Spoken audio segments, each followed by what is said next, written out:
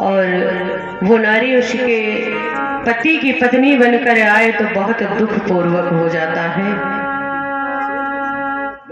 क्योंकि दुनिया में सारे दुख दर्द तो स्त्री बर्दाश्त कर सकती है, लेकिन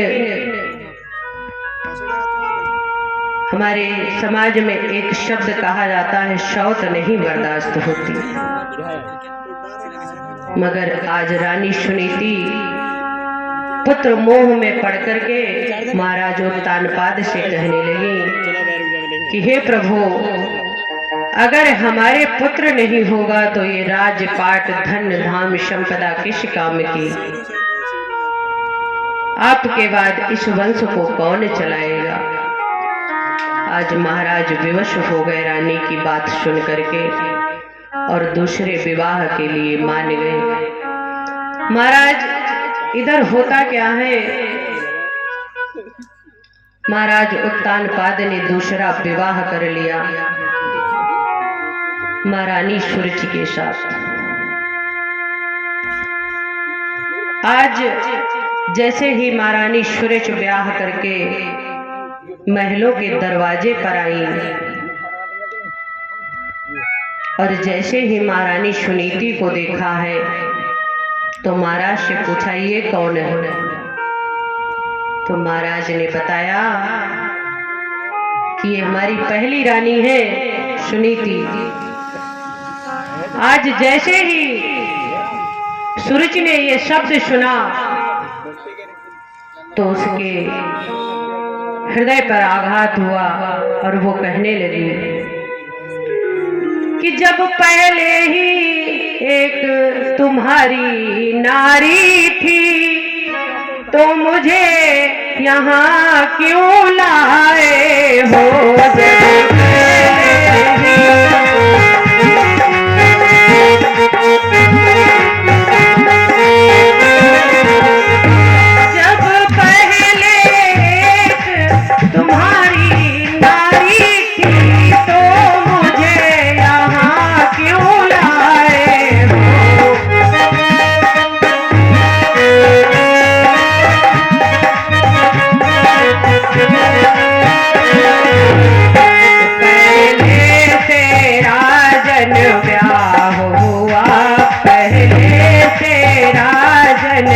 ब्याह हुआ तो भाड़ जो करने लाए।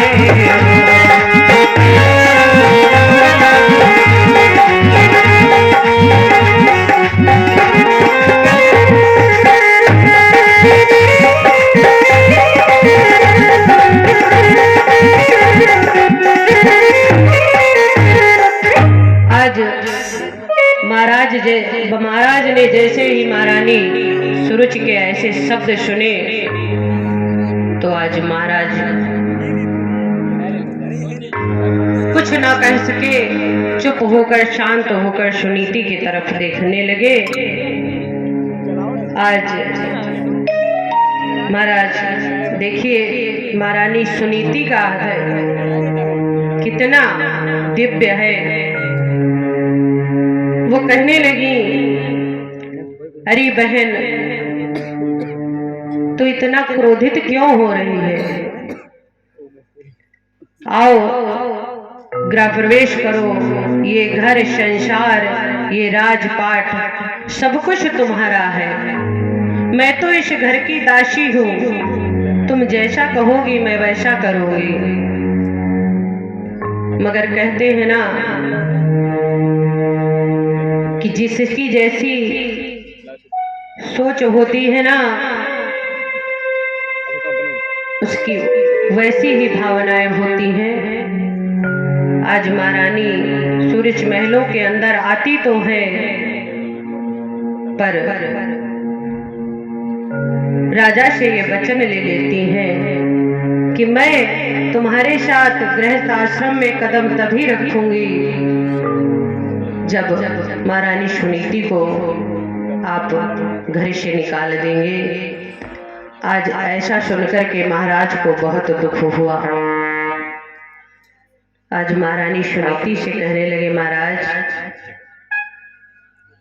कि मैंने पहले ही कहा था रानी कि तुम अपने सुख पूर्वक जीवन में क्यों आग लगाना चाहती हो।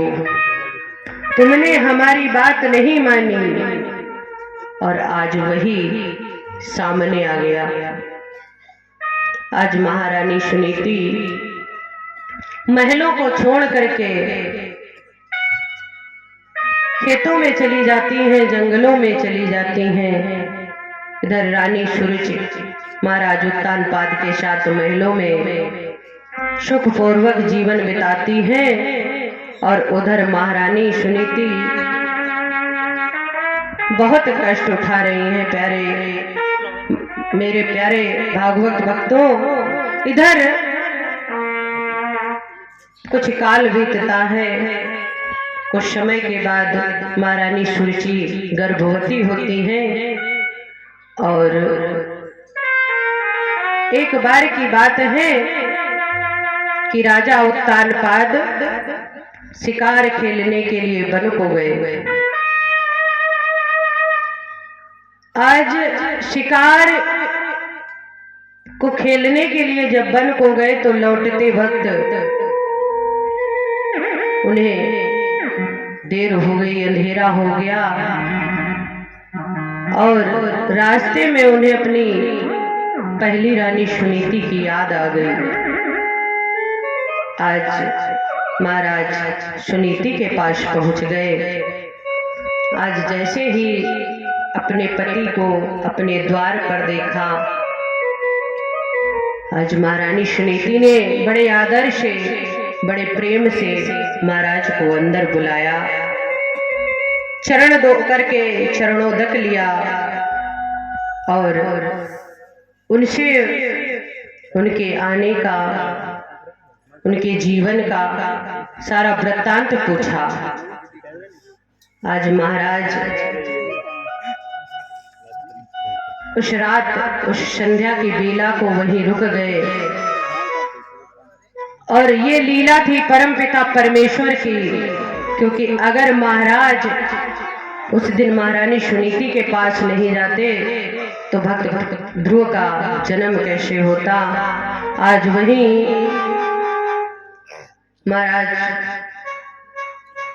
ध्रुव उसी उत्तानपाद और महारानी सुनीति का समागम हुआ और उसी प्रेम संसर्ग से महाराज ध्रुव, भक्त ध्रुव गर्भ में आए और कुछ महीनों के बाद महाराज इधर रानी सुरुच के भी एक बालक होता है और इधर महारानी सुनीति को भी एक बालक होता है। बोलिए भक्त ध्रुव महाराज की। आज कुछ वर्ष बीतते हैं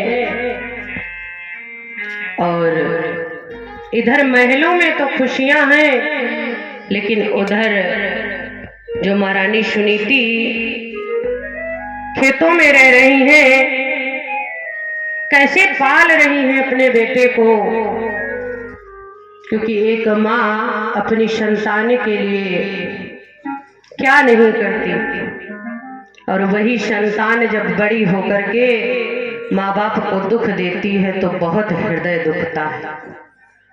आजकल क्या होता है, आजकल का समाज ऐसा है महाराज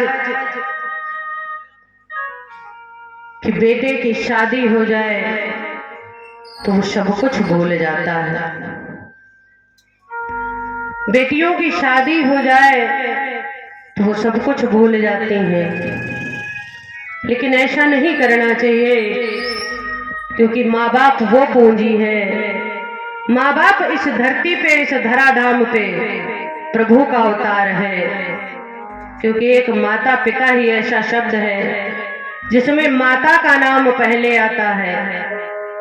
बाकी जितने रिश्ते आप सभी में देख लो, कोई भी रिश्ता पहले नाम पुरुष का आता है, उसके बाद नारी का आता है, लेकिन एक माता पिता का ही ऐसा रिश्ता है जिसमें सर्वप्रथम नाम माँ का आता है। तो इसलिए अपनी माँ का दिल कभी मत दुखाओ, अपने पिता को कभी निराश मत करो, क्योंकि माँ बहुत कष्ट सहकर के बच्चों को पालती है, पिता बहुत कष्ट सहता है। माँ और पिता के लिए क्या वर्णन किया जाए, ये शब्द ही निशब्द है। एक संतों की वाणी है कि एक महाराज दाम्पत्य थे दो, उनकी कोई संतान नहीं थी। एक बार महाराज उनके दरवाजे पर एक साधु महाराज आए, तो उन्होंने कहा, बच्चा हम तुम्हारे सेवा सत्कार से बहुत प्रसन्न हुए हैं, तुम्हें जो मांगना हो मांग लो। आज महाराज जो ब्राह्मणी थी वो साधु महाराज के चरणों में गिर गई और कहने लगी, महाराज मुझे कोई दुख नहीं है, मुझे किसी चीज की कमी नहीं है, उस परम पिता परमेश्वर ने हमें सब कुछ दिया है, मगर एक संतान नहीं दी, मुझे एक संतान हो जाए ऐसा आशीर्वाद दे दीजिए। आज महाराज वो साधु महाराज आशीर्वाद देके चले गए। कुछ समय बीता और उन दाम्पत्य जीवन के यहाँ खुशियों की बौछार हुई, उनके यहाँ पुत्र रत्न की प्राप्ति हुई। अब होता क्या है महाराज, वो पुत्र धीरे धीरे बड़ा हुआ, पढ़ाया लिखाया, सब कुछ किया माँ बाप ने, और कहते हैं जीवन में जैसा संग करो वैसी ही हमारी बुद्धि हो जाती है। संगत से गुण आते हैं, संगत से गुण जाते।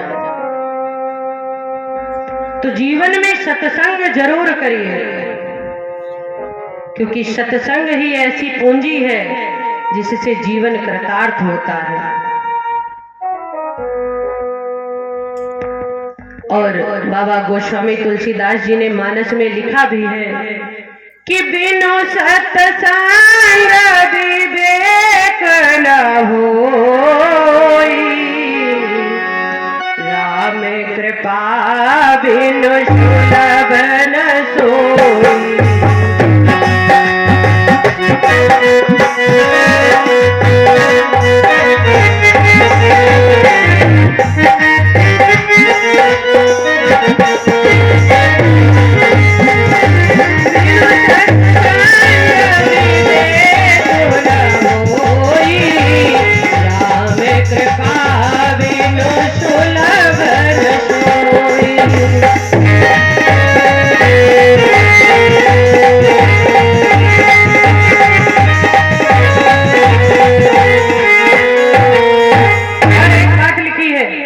कलयुग केवल नाम आधारा, तुम्हें नर उतर भारा।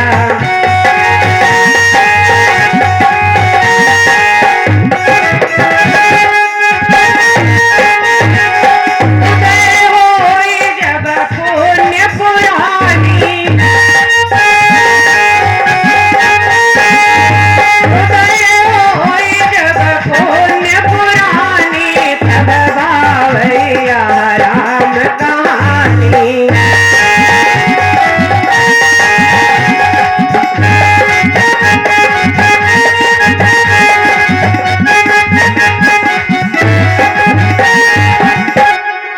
बोलिए राम कृष्ण भगवान की। तो कहने का मतलब है कि जब तक आप अपने जीवन में सत्संग नहीं करेंगे आपको ज्ञान नहीं होगा। जब तक आप प्रभु के नाम का सुमिरन नहीं करेंगे, उनसे प्रेम नहीं करेंगे, तब तक आपका जीवन सफल होने वाला नहीं है। क्योंकि इस जीवन में और कुछ भी नहीं है, साथ कुछ भी नहीं जाने वाला। तो होता क्या है कि जो ब्राह्मण के घर में पुत्र हुआ था, उन्होंने संस्कार तो अच्छे दिए, लेकिन बाहर जाकर के गलत संगत में पड़ करके वो बेटा बिगड़ गया। और जब संतान बिगड़ जाती है, जब संतान बिगड़ जाती है तो माँ बाप, सबसे पहले लोग माँ बाप को दोष देते हैं कि कैसे संस्कार दिए हैं। कोई भी माता पिता अपने बच्चे को गलत संस्कार नहीं देता, गलत मार्ग नहीं बताता। आज उसको सारी लत लग गई, जुआ, शराब, ऐसी कोई भी बुरी संगत नहीं थी जो उस बच्चे को नहीं लगी। आज उसका जीवन बर्बाद हो गया। और उसने इतनी मदिरा पान की कि उसके वो अपनी आयु भी पूरी नहीं हुई और अपनी मृत्यु को प्राप्त हो गया। आज ब्राह्मण और ब्राह्मणी बहुत दुखी हुए और संयोगवश जो साधु उनके दरवाजे पर आए थे वो फिर से आए। तो आज उन्होंने फिर से पूछा तो बोले महाराज, उनके जीवन में जो घटना घटी थी उन्होंने सारी घटना साधु महाराज को बताई। तो साधु महाराज ने कहा कि ये बताओ, तुम्हें पहले दुख ज्यादा था या अब? तो बोले महाराज, दुख तब भी था और दुख अब भी है। तो कहने का मतलब ये है कि संतान अगर अच्छी निकल जाए तो माँ बाप का जीवन कृतार्थ हो जाता है, गर्व से सर ऊंचा हो जाता है। और वही संतान अगर बिगड़ जाए तो माँ बाप किसी को मुंह दिखाने लायक नहीं रहते। आज इधर महाराज उत्तानपाद के यहाँ 2 बालक हुए। महारानी सुरुचि के जो बेटा हुआ वो तो बड़े ही प्यार से पाला पोसा जा रहा है।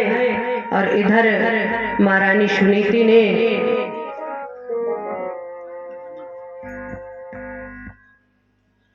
ध्रुव को बड़े ही कष्टों से पाला।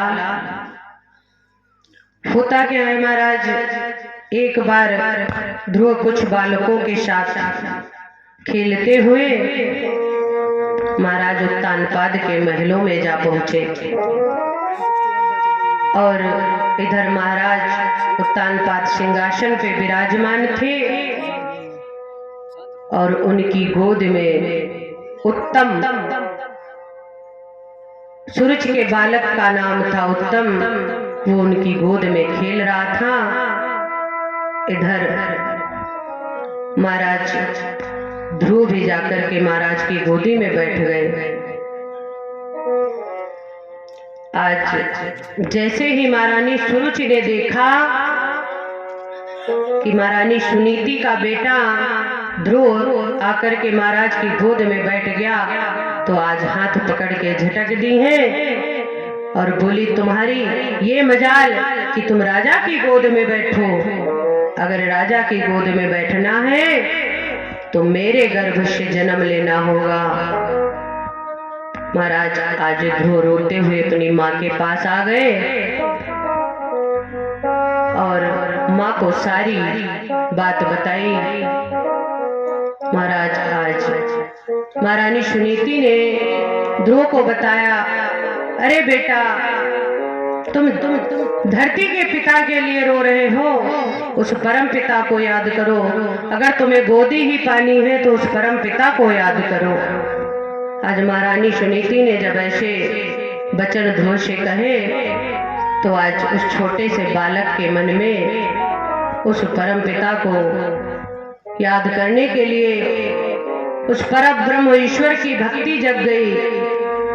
इससे आगे की कथा आप सभी लोग कल दिन की बेला में श्रवण पान करेंगे, क्योंकि समय के अनुसार आप सभी को पूज्य महाराज जी अभी बहुत ही सुंदर कथा का रसपान कराएंगे।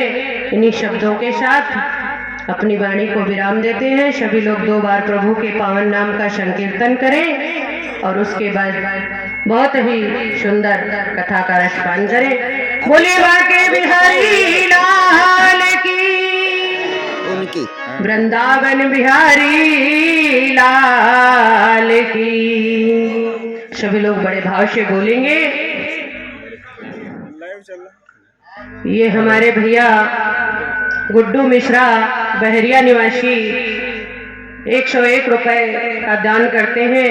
प्रभु हमेशा कल्याण करे, सदा मंगलमयी कामना। सभी लोग बड़े भाव से बोलेंगे कि गोविंद चले आओ, गोपाल चले आओ, गोविंद चले आओ, गोपाल चले आओ।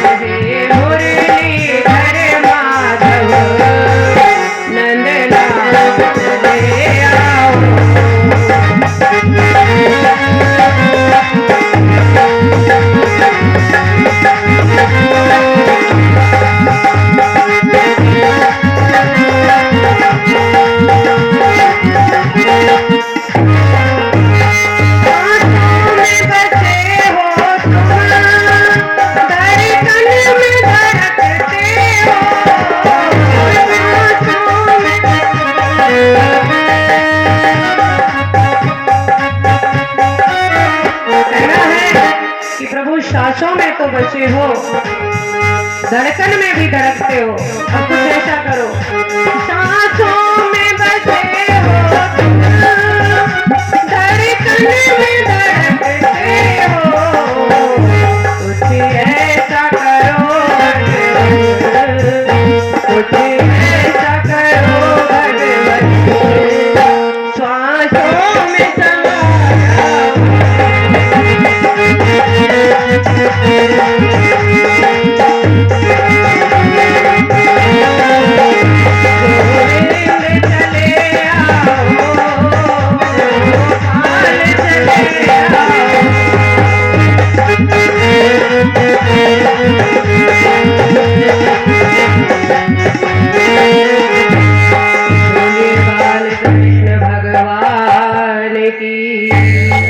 वृंदावन बिहारी लाल की। जय जय श्री राधे।